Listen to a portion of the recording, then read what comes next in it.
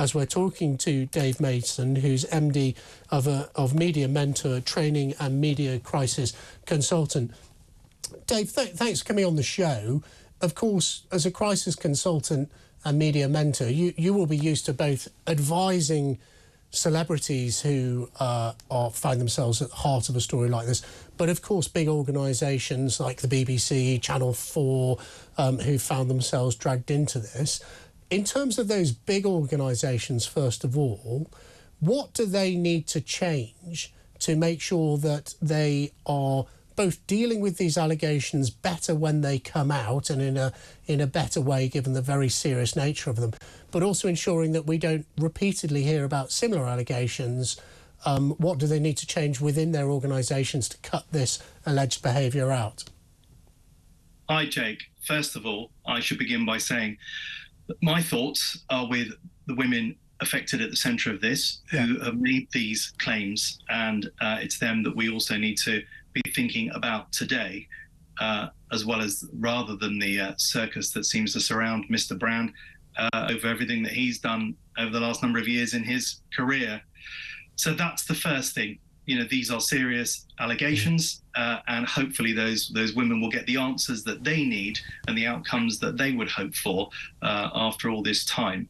One aspect of this as well, and having watched Russell Brand's defence of this in his own video over the weekend, I might add that he's shown no empathy with the alleged victims or shown any contrition over type of behaviour, however he views that behaviour of his own.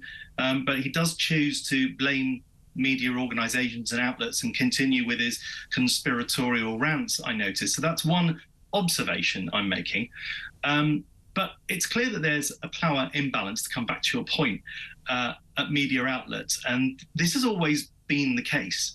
I worked both at the BBC and at ITV, and I have personally been on the receiving end of what felt like a bullying culture in one aspect of my time at the BBC from somebody who was a member of staff when I was on contract and I was a freelance. I've also worked very happily at ITV, had a very, very enjoyable 10 years with a wonderful group of people on a production team that was very much like a family. But there were incidences with what keeps being referred to as talent, where if you stand up to the talent and report that to the management, often what would come back down from senior management is, they're presenters, get on with it, why are you complaining? And so therefore there's always been this power imbalance, and the fact that producers and people around presenters who have high stock and are paid huge amounts and are generally very cozy with senior management, manage to disenfranchise producers and staff. And that's something I've come on this programme before to mention. Only earlier this year, when we saw the fallout with ITV, and this morning in Philip Schofield, similar arguments there about an imbalance of power. The BBC, of course, have had problems since then with Hugh Edwards leaving. And I think the key point here is that I implore BBC, Channel 4, ITV and others in mainstream media to stop using this term talent. Yeah. It's absolutely egregious in itself, and it sets up presenters as being somehow over and above anyone who works around them with a team. So you're immediately creating this gulf between the people that present programmes, who believe their own publicity and are told they can do nothing wrong, and powerless, often presenters and producers, as we saw at Radio 2 with Russell Brand and the Jonathan Ross affair, who did make complaints but were effectively told, and this came out in the documentary, and by the way, I heard this at the time, it's what happens with the talent.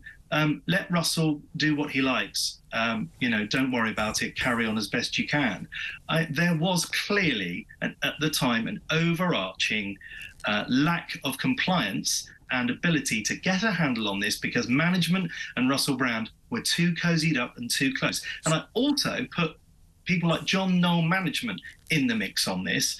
They were mentioned. Well, Dave, look, so I don't know about the management companies, but let's So your prescription... So actually, let's not... mentioned in the documentary. Right, well, I didn't see the documentary, but let's not forget politicians. I'm a Conservative MP myself, are not immune from this. We've had a similar problem in Parliament, actually, with these power imbalances. Yeah. So I'm getting from you a very clear feeling that actually the issue is this power imbalance. But also, do you think that there is a culture? And I think we have seen this in politics. I like to think, during my brief time as Conservative Party chairman, I did my best to try and address this slightly, of victims not being believed. It's not just in politics and in the media, but we see it more widely with these sorts of very serious allegations, more often than not made by women. Is there a culture in the media where people make an allegation against talent that the victim is not believed? I see you're using the word now. Talent. Let's ban it. Well, well, you used that. I was just commenting. But do you think that's the culture we have? Very much so. It was something that Lorraine Hegarty, the former controller of BBC One, was on that documentary remarking about, and was actually in the media this morning remarking about, was the fact that there needs to be a cultural shift in the way that employment rights and people are employed, and that there is an outlet for production staff who sometimes are very junior and don't have a means by which they can make complaints against presenters or those who are presenting the programmes, without feeling a sense of existential fear for their careers and livelihoods, because they're on a short-term contract. As you yourself may know, much of media organisations and these days working for production companies, you're on, you might be on a contract that's only weeks long, months long. These aren't jobs for life. And you might only be employed for 2 or 3 months. If you're starting as a production runner or a junior member of production staff and you start shouting and making waves, senior people may start to see, that as an issue. That culturally, I think, has been a problem in the past. And whilst we mustn't just look in the rearview mirror at what's been going on at channels 10 or 15 years ago, we must look at now. And Channel 4, in a statement in the Russell Brand documentary, said that it made sure that Endemol, or Banijay as it became, had more robust procedures now to deal with than it had at the time of the Big Brother programmes. But the bigger issue here, Jake, is that the corporate world, the corporate sector, has been very dynamic and got to grips with this really fast. And that's a world in which I operate. I coach and train CEOs in crisis resilience and crisis management, and they are quick to learn and they will put systems in place quickly. What is staggering is that in the 15 or so years since Russell Brand and Jonathan Ross's incident, both the BBC and ITV and Channel 4 and others have been really naive and immature in their ability to handle their own internal processes regarding staff, but especially contract staff and freelancers, who are the ones I feel here really need the protection. And it's that immaturity that we're still seeing playing out now. Dave, you're right. Thank you. It's been really fascinating to hear from you, and particularly your experience bridging that corporate world into the media world, which is very unusual, and we're very glad to have you on the show. And also, just to re-echo what Dave says, is if you are a victim, both Channel 4, the BBC and the Times have been absolutely clear that you should contact them or the police, because it is really important that victims' voices are heard in relation to these allegations, which Russell Brand, of course, vehemently denies. And let's just take a moment to remind ourselves what was in the video he put out on Saturday, talking about his denial of all of these allegations. Amidst this litany of astonishing, rather baroque attacks are some very serious allegations that I absolutely refute.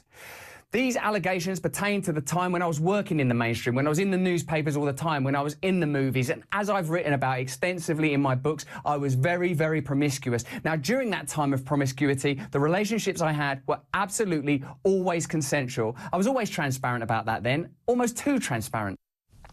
Well, there we go. In Russell Brand's words, his own denial of these developing allegations.